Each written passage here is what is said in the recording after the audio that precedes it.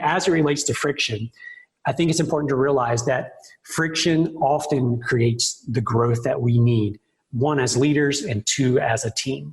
Profit designers, we have been producing the Profit by Design podcast now almost 3 years with a weekly episode. And for the first time, we are going into our vault and going back through our most popular episodes and re-releasing them.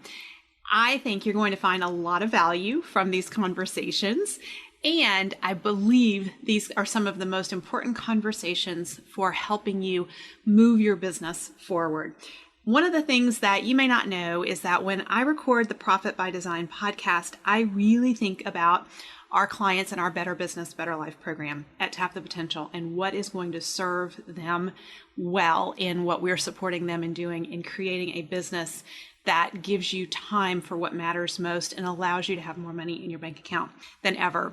Every one of these episodes is chosen with that in mind. So we are on a brief hiatus at the Profit by Design podcast to allow me to get a little bit of downtime and much needed R&R in addition to some big things we're cooking up at Tap the Potential. So our team needed time to focus on the upcoming Better Business, Better Life Summit. You'll be hearing more details about that very soon. And I am working on the Audible version of the 4-week vacation. So enjoy these episodes, and I will be back with you very soon.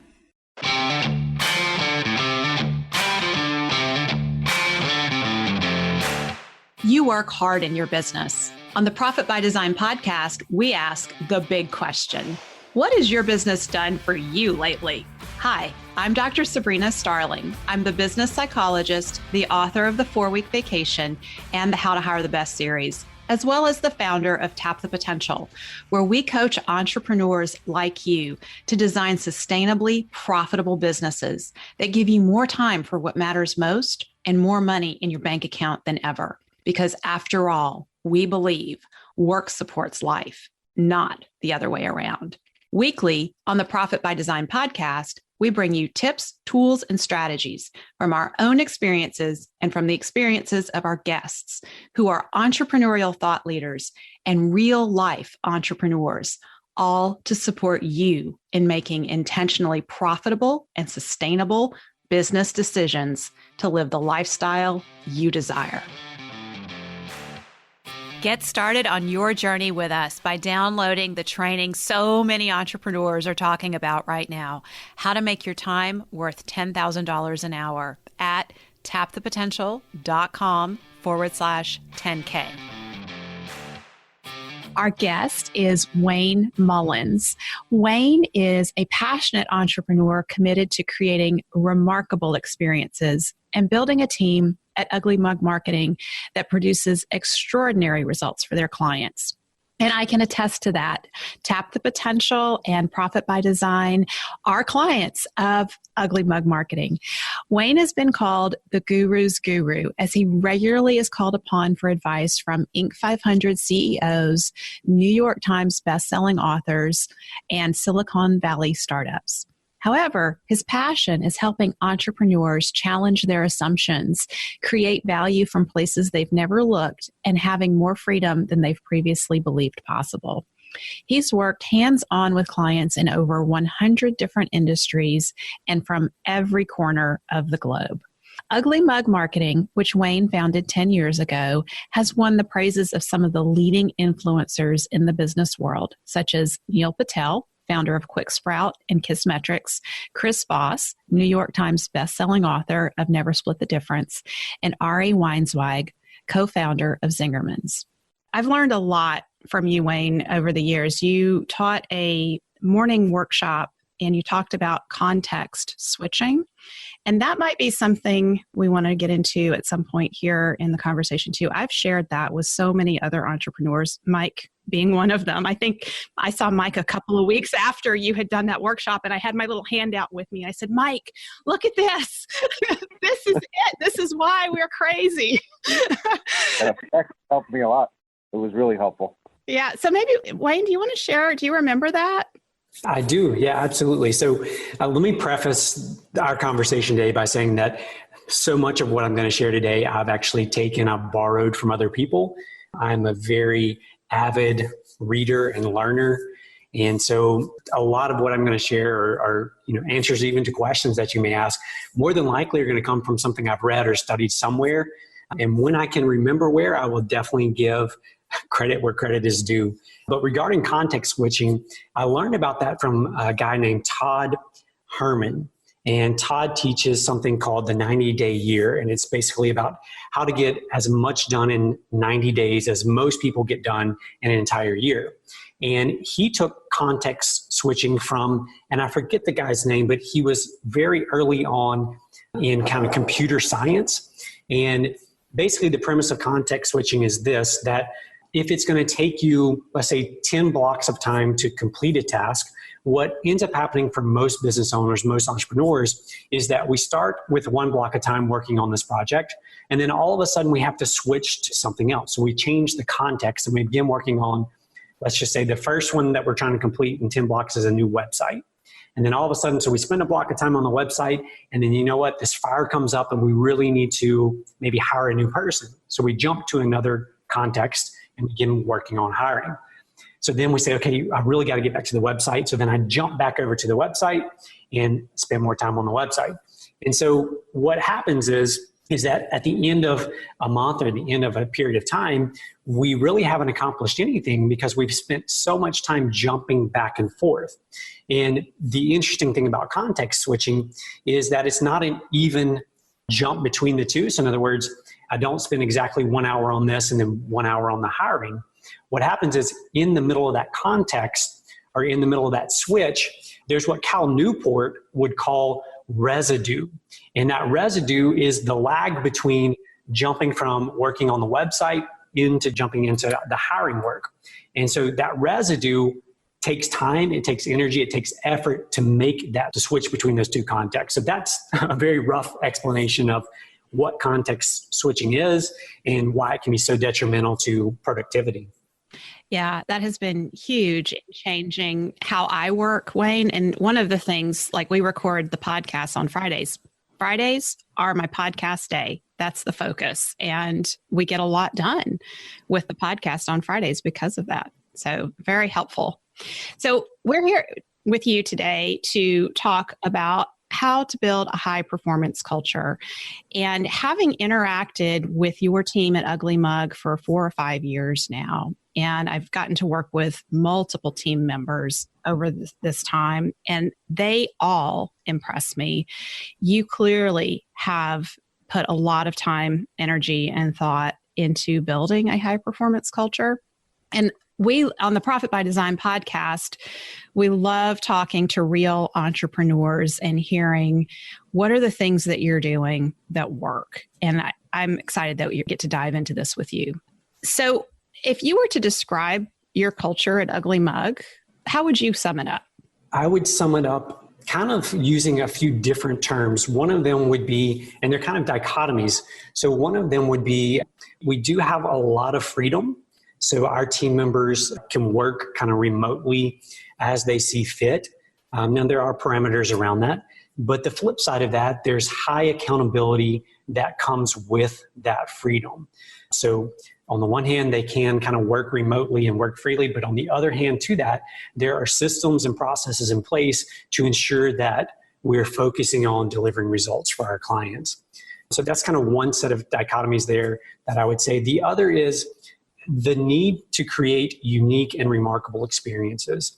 And so that is not just in the way we treat our customers, but in the way we treat prospects and the way we treat other team members here within the company. Now, the flip side of that is we are very much a systems and processes bound company. So even though we crave creating these remarkable experiences, these things that are out of the box, or as Ron Kaufman, I believe is the last name, would say, kind of unbelievable experiences. The flip side of that is we have a lot of systems and processes that seem very rigid that enable us to create those remarkable experiences. So those would be some of the terms that I would use to kind of describe the culture here and the way we structured it. The idea of having sound, solid systems and that creates the foundation and the headspace even to create remarkable experience. I think that's key. Yeah, I would agree. And what's so interesting about that is the same is true in kind of your personal life as well. And what I've noticed over the years is, I'm kind of by default, I hate structure, I hate rigid, and I hate the thought of having everything, planned out down to the minute. But what I've learned over the years is as I've forced myself to become more rigid with my personal schedule, and I've really worked hard to develop, kind of morning rituals, evening rituals, and really structure my personal life and really scheduling things down to the minute, what has happened is I've actually found that it's much more liberating and much more freeing. And just like you said, it gives me the headspace to actually not worry about as much stuff because I know that there's a time and a place set aside and structured to focus on whatever those things may be that I'm kind of in the back of my brain worried about. Yeah. So in terms of creating the culture, what role do you feel like that vision, mission, and values play? Yeah, that's a very good question. And it's interesting that for the longest time that I really downplayed the importance of those three things. So I would say probably for, so Ugly Mug Marketing now we're in our 10th year in business. And I would say probably for the first 5 of those years, I really downplayed the importance of vision, mission, and values. I thought it was more kind of this touchy-feely, kind of exercise that you do. You create these sheets, you work through the things, and then you go stick them in a filing cabinet somewhere, put them in the file on your computer, and you forget about them. But what I've learned over the years is that those 3 things, your vision, your mission, and your values, become ingrained in the culture of your business. So when you don't devote the time, energy, and effort, and you don't prioritize those 3 things, it directly reflects in the culture that you create. So the vision is, where you're going. It's where you want to end up at some point in the future. And there's all kinds of different books and, recommendations on how far out you should look. Kind of where we've settled is about a 3-year window into the future. So we're always trying to look out about 3 years into the future. And that sets the direction, the destination of where we want to get to. The mission itself is kind of, from our perspective, is kind of the plan of action. It's what are we actually going to do to bring that vision to life? That's our mission. That's what drives us. That's what motivates us. And then the values are the core principles or the things that we believe in and that will stand kind of as guideposts along our path to ensure that in the pursuit of our vision, that we aren't losing our way, that we're staying true to the course that we've set out. And, I know that probably most of the listeners out there have heard, lots of people talk about the importance of, vision, mission, and values. But what I can say is that those 3 things directly influence and impact the culture that you build in your company. Yeah. And, I actually thought about this podcast a lot and about culture and some of the, the outline that we reviewed before we jumped on. For me, culture, even just thinking about the word, at different points of the business cycle where it frightened me, right? I mean, it was like another thing that I needed to think about and another thing that I needed to, worry about and add into the already, complex environment of owning a business. But, just like you said, it is extremely important. And for the people that are trying to develop a culture that's going to help propel their business and create a better environment, do you think once the culture is developed or defined, whether organically or by design, does it kind of live and breathe on its own? Or, how much effort does the business owner need to continue to put into the framework of the culture moving forward to have it, to make it successful? So I guess what I'm getting at, I know I just said a lot of words, but what I'm getting at is, so here I am, I'm an entrepreneur, I'm scared, I'm building my team. I hear all these words about culture and I need to build culture. And I don't want to get frustrated, right? So I want our listeners that are trying to put a better culture in place or just to, work towards those goals, not to get frustrated if they're trying something and it's not working. So, how much effort have you put into it? Has your culture evolved? So was there, like a day one culture and now you see the evolution of it? And what can someone expect as they're now starting to really dig into this and make it part of their day-to-day operations and just their goals and their vision? Yeah, no, I completely understand kind of where you're coming from in the question. And what I would say is this, is that culture rises or falls with the leader. And, that is something that, as an entrepreneur, oftentimes we think, okay, I'm going to hire these people, I'm going to hire A players, and they're going to kind of build out this culture and they're going to carry this forward. And the reality is that you, as the entrepreneur, it is solely your responsibility to ensure that the culture that you're building, that your team is building, is a reflection of what you want that to look like. And there's not a right or wrong. So, the culture at Ugly Mug Marketing is different than the culture at other marketing companies around the country or even next door to us. And it's not that there's a right or a wrong answer. It's really a matter of your vision. Where do you want to end up? Where are you trying to take your company? And then ensuring that the pieces and the components that you're putting in place support and build that culture. And one of the things that can be very, very frustrating for entrepreneurs is the feeling that you constantly have to go back to square one or go back to the basics. And I don't remember where this comes from, but I've heard it said, kind of several different ways, is that basically when you get tired of saying something or reminding something to your team, they are just now starting to get it. If very early on, an entrepreneur leader I had the great fortune of coming in contact with, Ari Weinswig, he's the co-founder of Zingerman's Delicatessen up in Ann Arbor, Michigan. He told me in kind of a personal conversation when we were talking about his role in the company, that it was the CRO. And I was like, what's a CRO? He said, the Chief Reminding Officer. And so he viewed his role to constantly remind his leadership, remind their team where they're going, why they're going there, and why it's important. So culture, for me, it's a reflection of the vision, the mission, and those values. And it's my responsibility, it's entrepreneurs' responsibility to ensure that we are aligning our team continually around those things.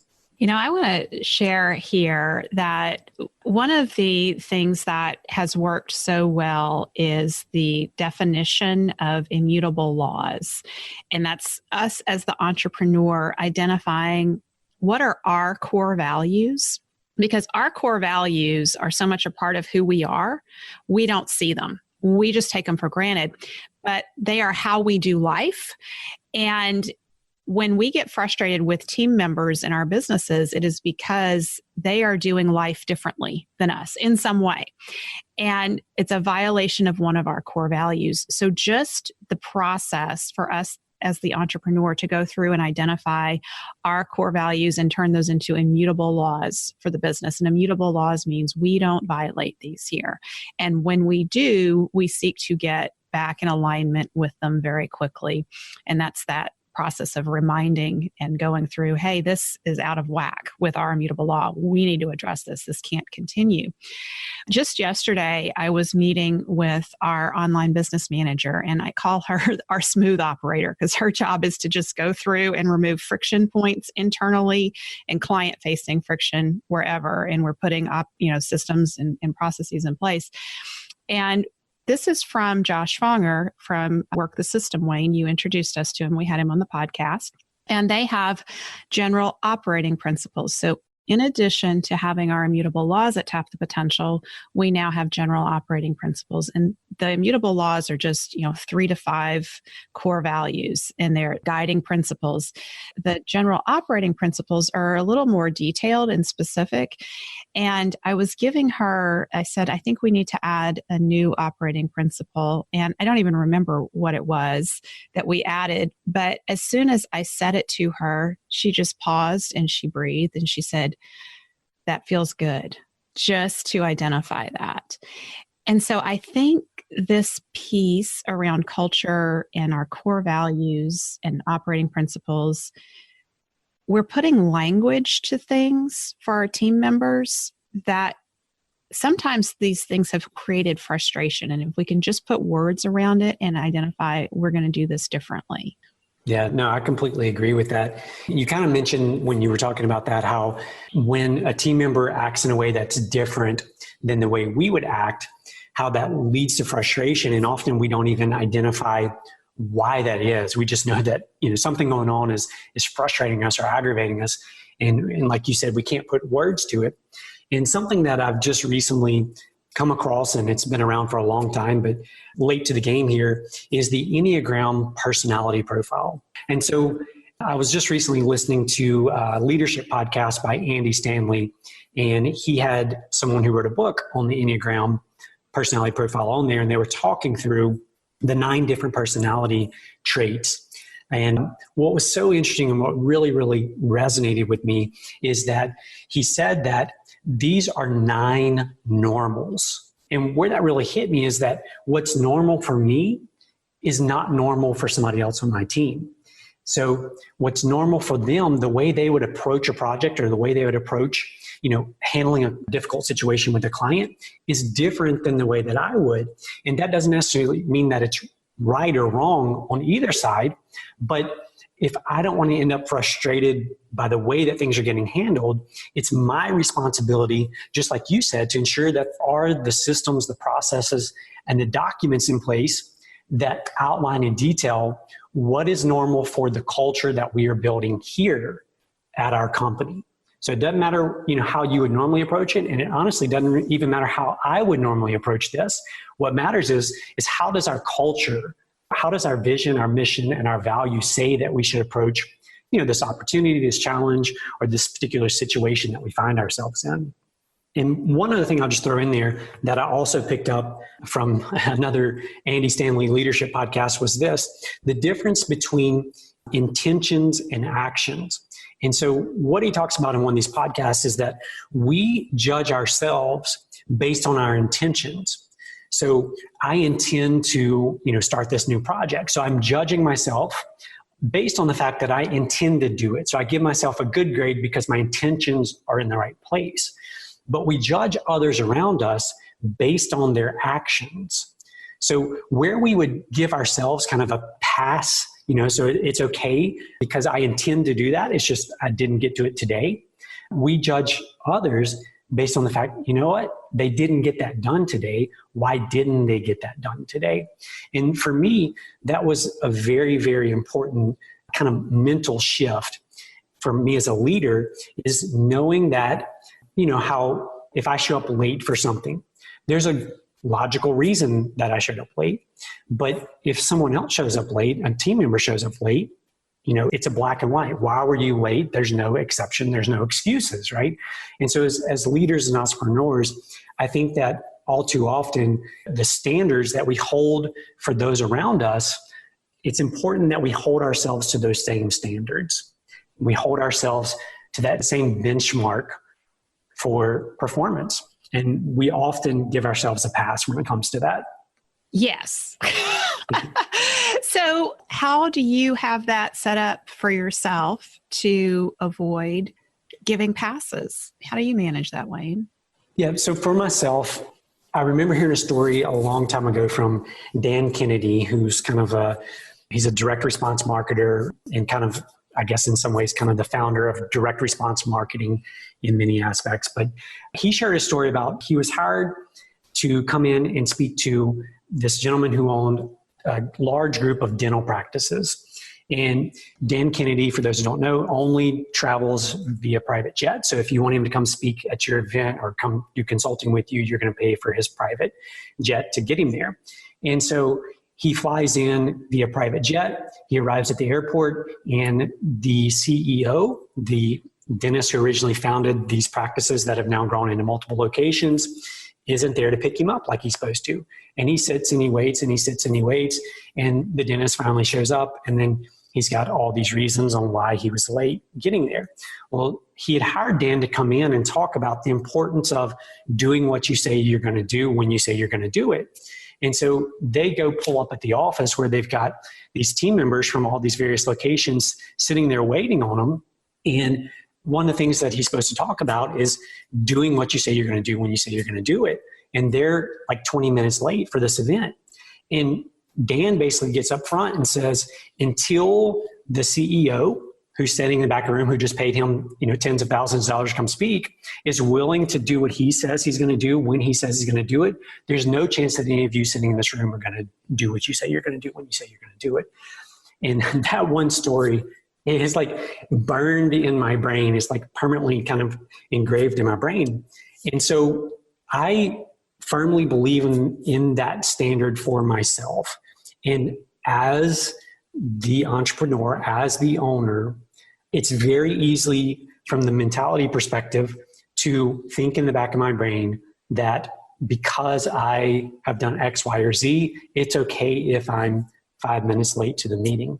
And, I'll give you just an easy example, a perfect example of this. One of my kind of pet peeves is showing up late for work. So kind of the general rule here is that if you're supposed to be here, for example, at 8 o'clock, that you should be ready to work at 8 o'clock. That doesn't mean you should be walking in the door at 8 o'clock. That means you should be ready to work at 8 o'clock. Well, for me, I'm checking email very early in the morning. I'm checking email late in the evening. I'm handling business on the weekends. I'm doing a lot of stuff. So in the mornings, I'm supposed to be at the office at 8:15.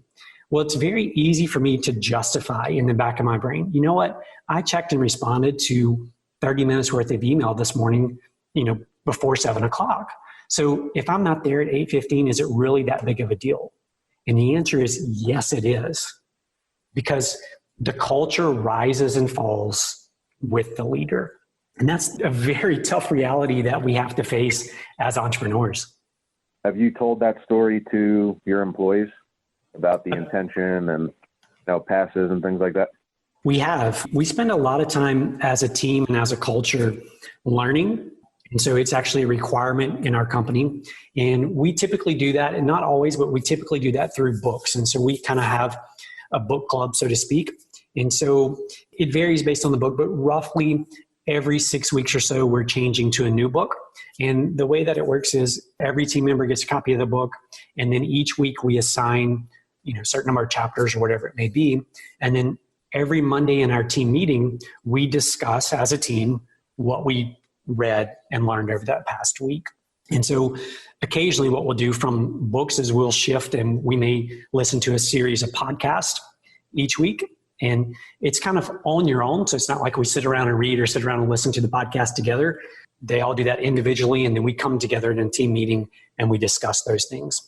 Have you experienced a higher level of accountability amongst your team and yourself by having that openness and learning and sharing so much with them? Yeah, we have. We definitely have.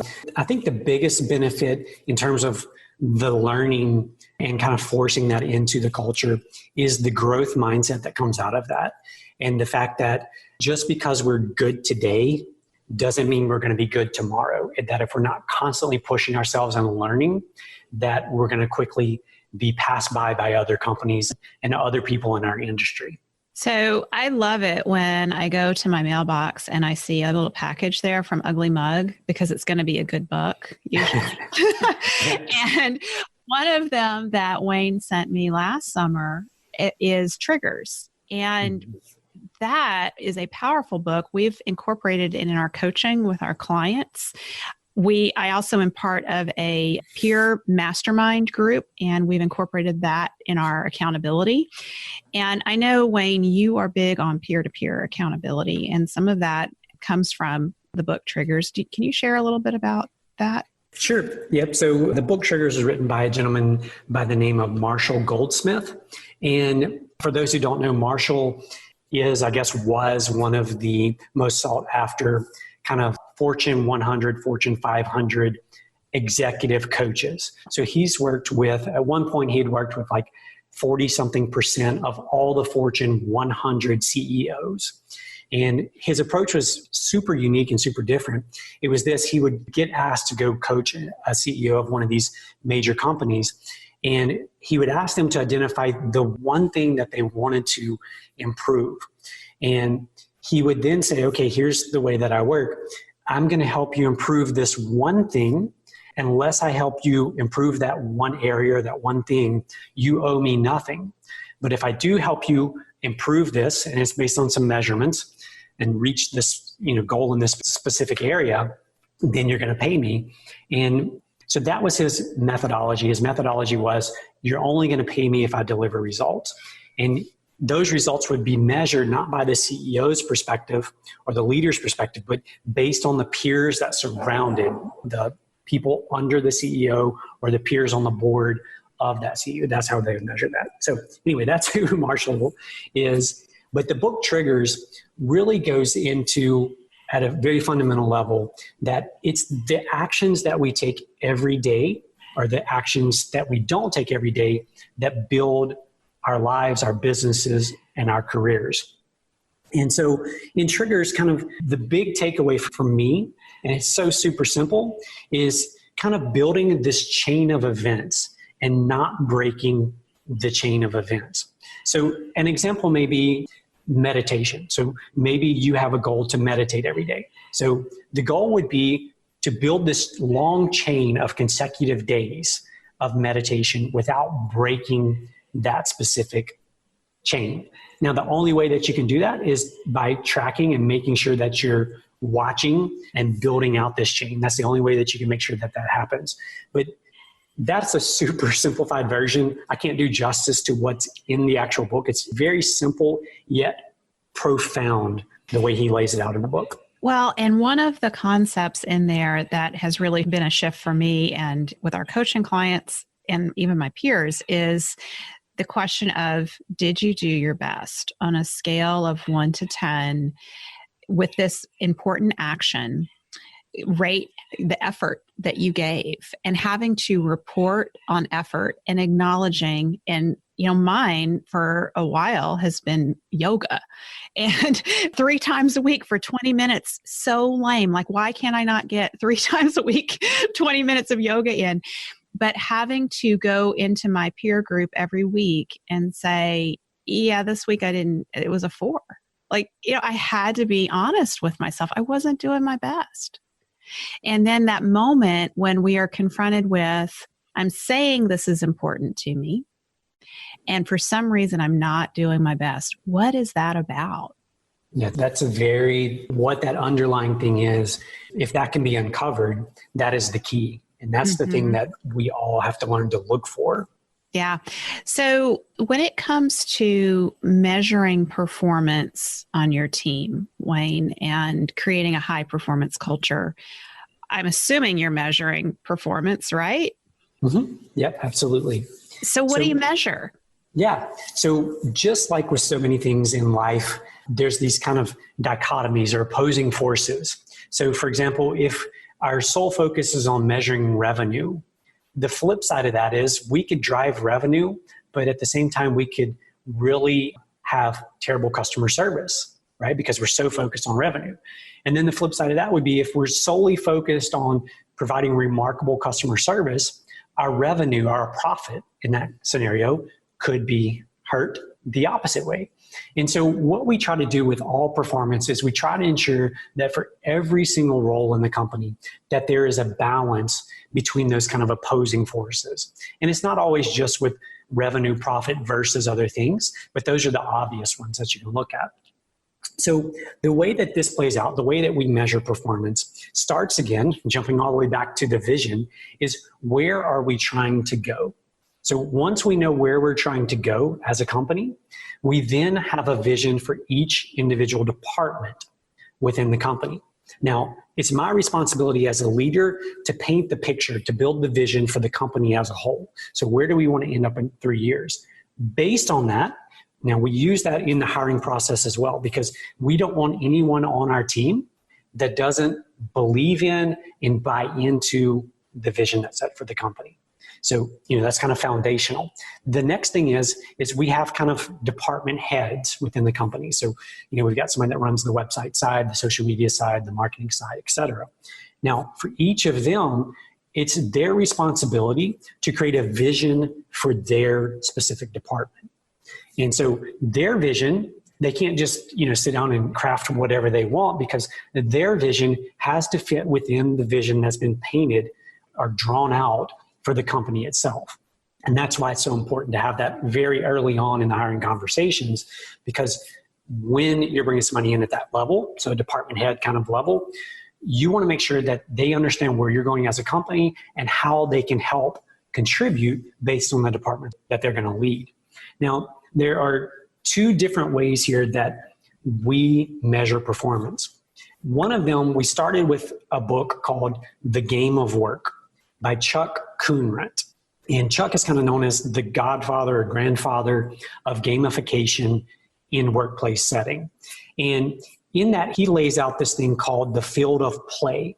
And so if you just think of basically a football field, that's pretty much what it is. On either side of the field, left and right hand side of the field, you've got out of bounds, right? So if somebody goes out of bounds on the left side of the field, we would call that terminal out of bounds. So terminal out of bounds simply means that that is something that if you go out of bounds on this side of the field, you're probably going to be terminated. So those would be stealing, lying, cheating. We've got a list of those things. Every company should have a list of those things.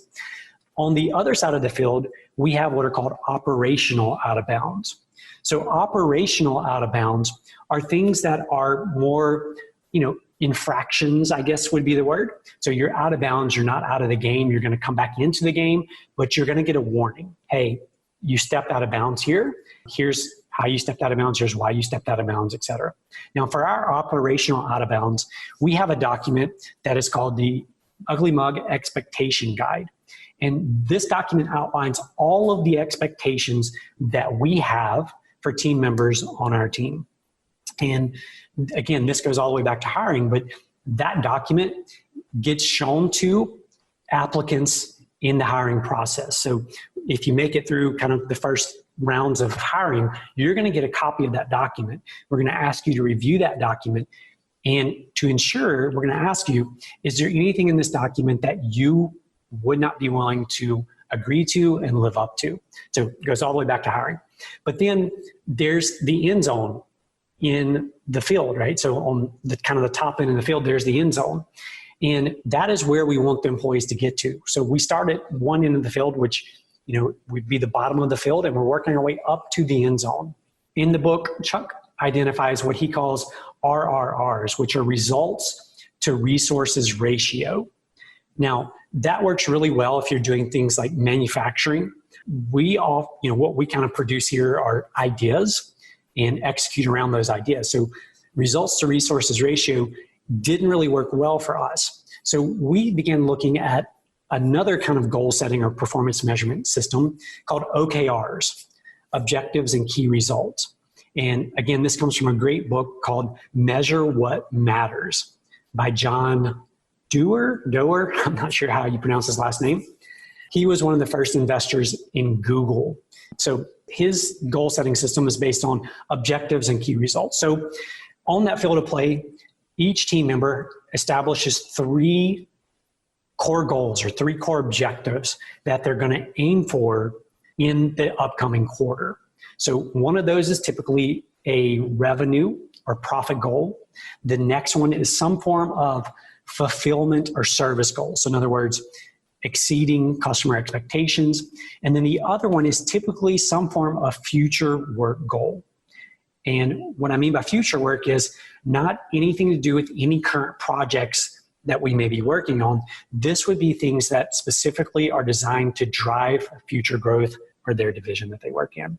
So that's the long version to say this. What happens is every single quarter, each team member fills out this field of play and they establish these 3 core goals.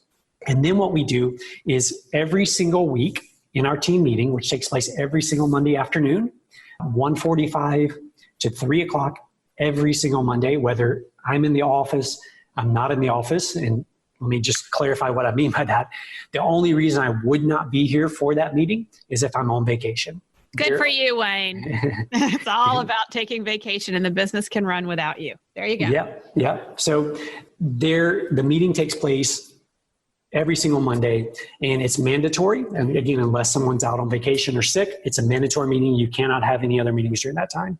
During that meeting, each team member has to report on the actions that they took to drive each specific goal. So they've got those 3 goals. They have to report on the actions that they took to drive that goal forward. And then they also present the actions they're going to take over the next week to drive each of those goals forward. So it creates a real sense of peer-to-peer accountability, because no one wants to get up every single week and say, you know what, my goal was this and my 3 actions were this and I did 0 of those.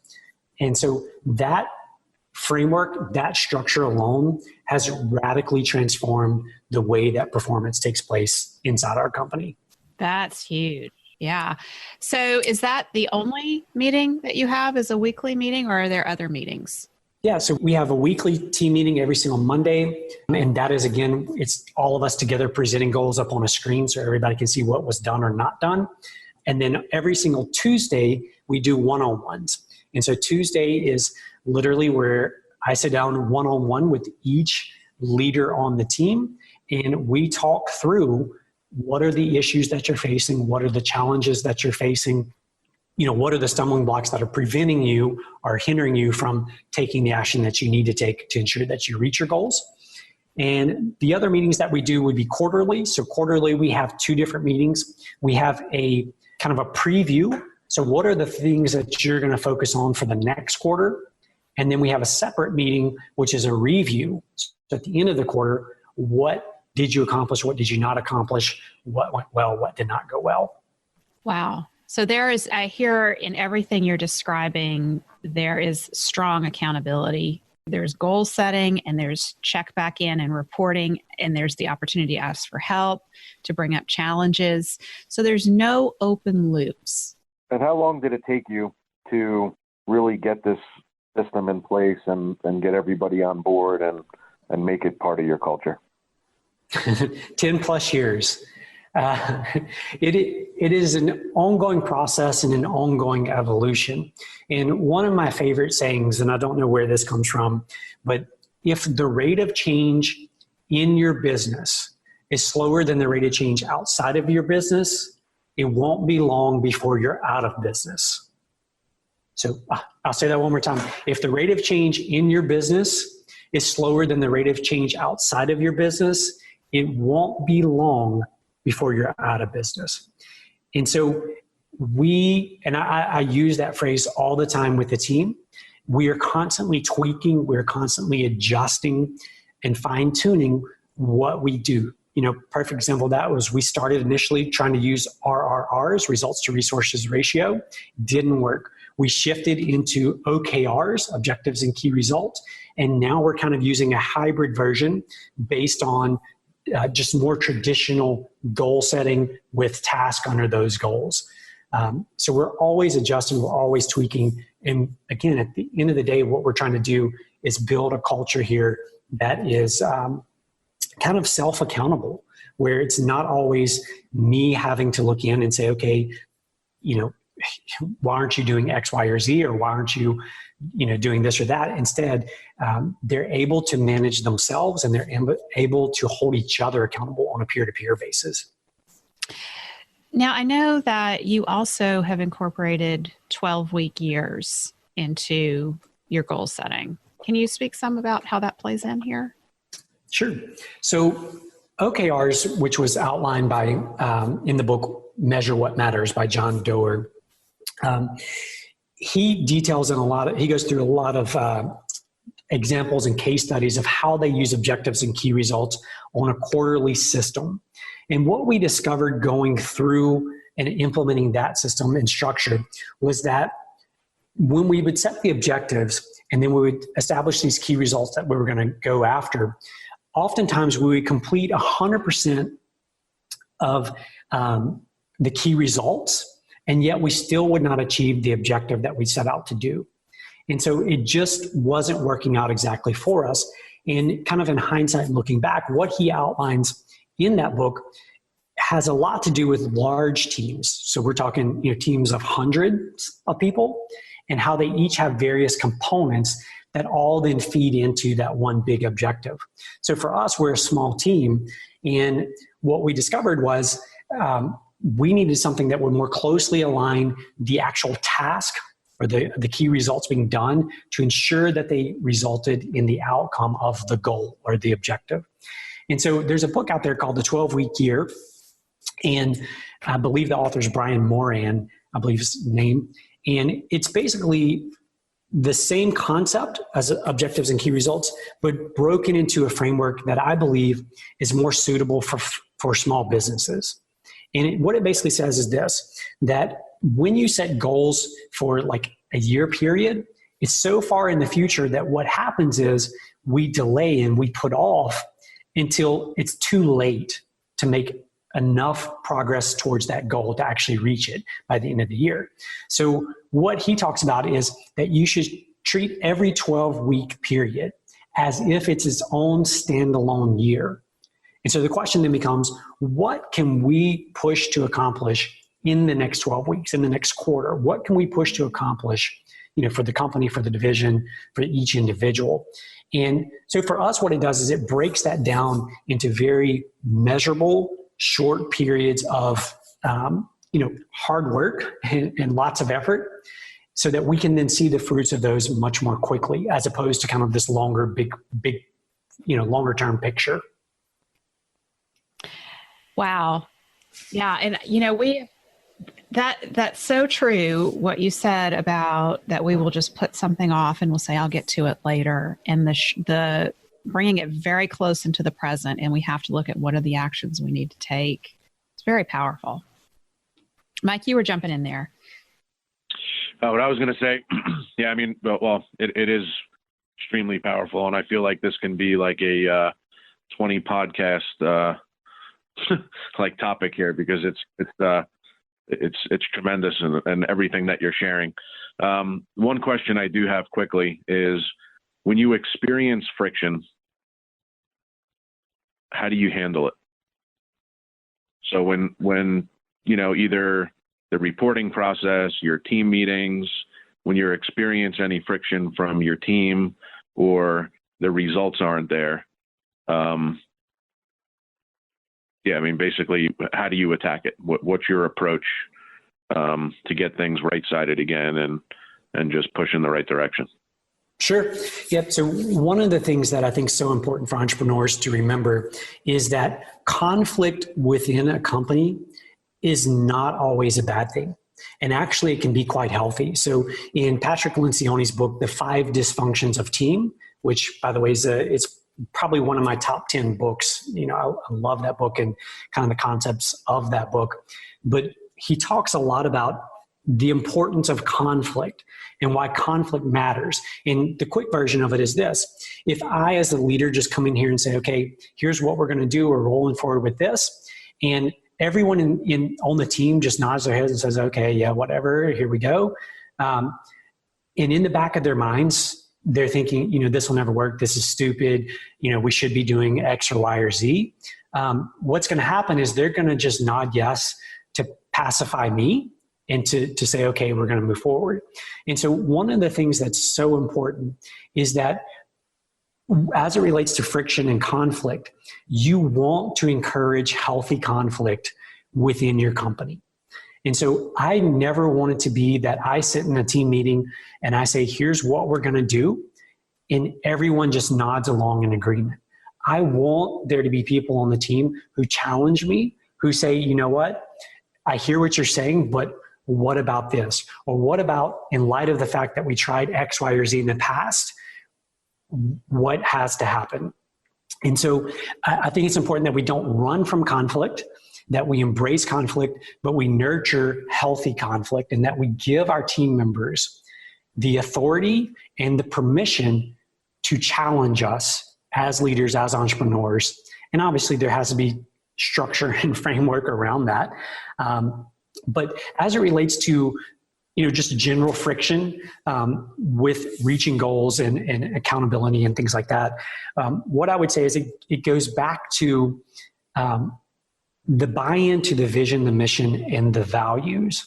Because at the end of the day, no one ends up working at Ugly Mug or really at any company without kind of understanding what they're getting into. So as an entrepreneur, it's your responsibility to be upfront and transparent at the very, very beginning of the process about your expectations, your core values, what it is that you expect of them. So one of the things that I do is I actually encourage people that we're hiring or in the process of hiring, I encourage them to actually call previous employees who worked here and ask them what was the worst parts about working at Ugly Mug Marketing. Because I don't want to sugarcoat that, this is the perfect world and that there's no stress and there's no issues with our culture. But I want them to know going in what the truth is, because, from a potential employee's perspective, they would assume that I'm sugarcoating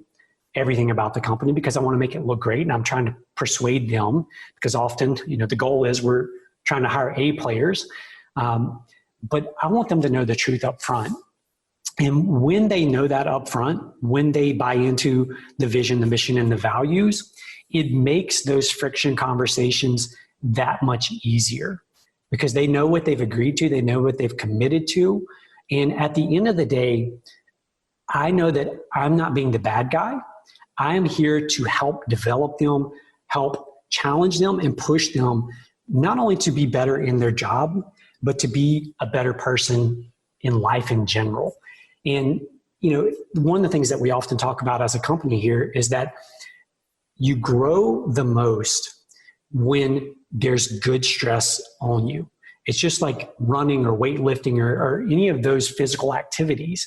You're not going to grow, you're not going to develop if you're not increasing the weight, if you're not trying to increase your pace when you're running, if you're not trying to increase your distance. And so when we end up dealing with some stressful situations, some stressful projects, or some stressful clients, I try to remind the team that, look, I understand how frustrating this project is, or maybe this client that we're dealing with is right now. But here's the thing. In hindsight, when you look back on this, you will have learned and grown more as a result of this than all the clients or all the projects that are easy and go perfectly according to plan. So as it relates to friction, that's a super long answer, I realize. But as it relates to friction, I think it's important to realize that friction often creates the growth that we need, one, as leaders, and two, as a team. That is such a great way to frame that, Wayne. And I think, it's the tough things that we go through that make us stronger. And when you have embedded learning and coaching into your culture and that reflection of, okay, this was hard. What did we learn from it? And how can we be better because we've been through this? That's powerful. So I know we're almost at the end of our time, but I just can't help but ask you this final question. And that is, we are in a fairly small town. Some people who might be in New Jersey, for example, like Mike, might say we're in a more rural area. What are your strategies for attracting A players to Ugly Mug? I would say that number one, it's the realization that there are different types of players, potential employees out there. And, I would say that your book kind of influenced me several years back, when we first originally met, around that mentality. I remember hearing years and years ago in a book that I read that during the startup phase of any business, that you should pay steak and eat hot dogs. And so his whole mentality was that you should be paying your team members as you're building your team out enough that they're going out for steak dinners. But if that means that you as the entrepreneur are having to eat hot dogs, that's okay. And what I would say is, believe it or not, I have found that to be true. The times that I have hired A players, which we attempt to do every single time, but they're often very expensive, right? And what's interesting is my mentality used to be that how could I afford this expense, right? So here's what they want to make. Here's the salary that they're requesting. How can we afford this expense? And what I've learned over the years is it's not an expense when it's an A player. It's an investment. Yes. It is an investment. And that mentality shift, or that mental shift for me was huge shift for me. And so that is one step in that process of attracting A players is the mentality shift from an expense to an investment. So the interesting thing about our team right now, so there are 7 of us in office, 8 of us when you include a couple of part-time people, but in the office, we have someone from Pennsylvania, we have someone from Michigan, we have another person from Florida, and they've all ended up here for various reasons. I'm not going to say that Ugly Mug was the reason that all these people ended up here. But what's interesting about A players, and Sabrina, I know you talk a lot about this, is they tend to congregate in the same circles. And so it's important to look within those same circles. Now, what we've discovered is those circles aren't necessarily the same circles. So in other words, the players on our team didn't know each other before coming here, but the circles that they operated in or they lived in were similar. So in other words, they had similar traits across all of these various circles that they lived in. The other thing I would say is just that our hiring process is somewhat, we give people lots of hoops to jump through. Our ratio, I'd say right now is this: for every 50 applicants that we get, we will end up doing probably somewhere between 5 and 10 phone interviews. Of those 5 or 10 phone interviews, we will probably end up with 2, maybe 3 in-person interviews. And of those 2 to 3 in-person interviews, we may hire 1 person. That would probably be our ratio. And so, for us, it's embracing the fact that we have to mine and go through a lot of applicants to find the gold. And it is a process, but we treat it as that. So we are constantly looking to hire. Even if we don't have a position available right now, we are always looking to hire, because I would love to build a database of A players so that when positions do come available, we can go to that list and say, hey, I know that when you applied, we didn't have a position available, but now here's what we've got. If it's interesting to you, let's talk. Yes. Always be recruiting. Yeah. You said, I want to go back to the A players and their networks. And you're so spot on in that description. A players hang together. What are the characteristics in the networks that you're identifying that are working for Ugly Mug? Sure. Yep. So one of the things that we've identified is that A players are typically very involved in extracurricular activities. So for us, that's a pattern that we've noticed. They're involved, whether it's in civic organizations, church organizations, they're involved in those organizations, and they're typically in some form of leadership. Now, that doesn't mean that they're like leading these organizations, but they have some form of leadership role, whether it's they're helping organize events for it, whether they're kind of leading small groups, whatever it may be. That is one. The other one that we've identified, and it could just happen to be that, my passion for books, but they typically are readers outside of work. So in other words, typically we find that these people are reading things that are, there to help them. So self-improvement, spiritual growth, business growth, those types of things. They're reading those things without, an employer or, someone else telling them they need to read these things. So those would be a couple of the traits.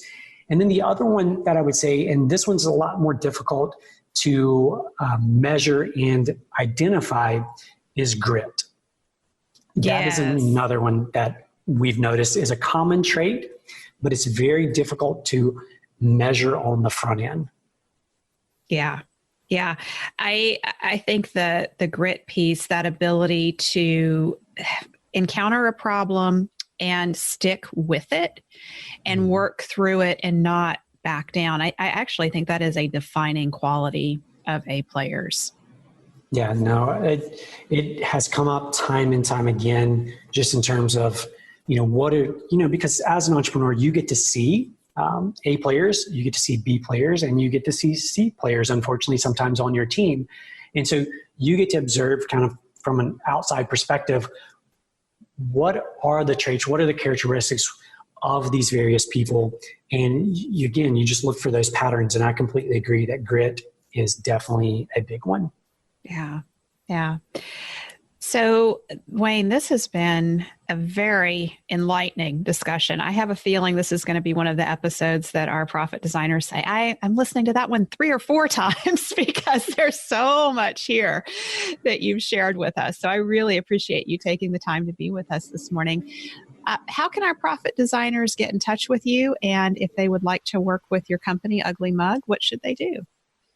Sure. You can reach me. You can find me at uglymugmarketing.com. All of our contact information is there on the site. And that's probably the easiest, the best way to get in contact. And again, I just want to say thank you all both so much for the opportunity to come and share. There's, again, nothing I love more than visiting with other entrepreneurs who are passionate about business, passionate about their teams, and passionate about growth. So thank you both so much for the opportunity. Thank you for spending time with us today. Join our conversation in the Entrepreneurs Take Your Life Back Facebook community at tapthepotential.com/group. Share your aha moments from today's episode, ask me questions, and join in on the fun with your fellow entrepreneurs on the journey to designing sustainably profitable businesses that give you more time for what matters most and more money in your bank account than ever. And finally, share today's episode with a friend if you know a friend who would enjoy it. This is real life business. Keep your chin up, keep moving forward. You got this. If you're loving the Profit by Design podcast and have gotten any value out of it for your business or your life, would you mind doing 2 things? Subscribe to the show so you never miss an episode, and please leave us a review. Our listener reviews help us get into the top 10 of all entrepreneurship podcasts so that more entrepreneurs like you discover us. Your review is critical in helping us make a difference for more entrepreneurs who are ready to take their life back.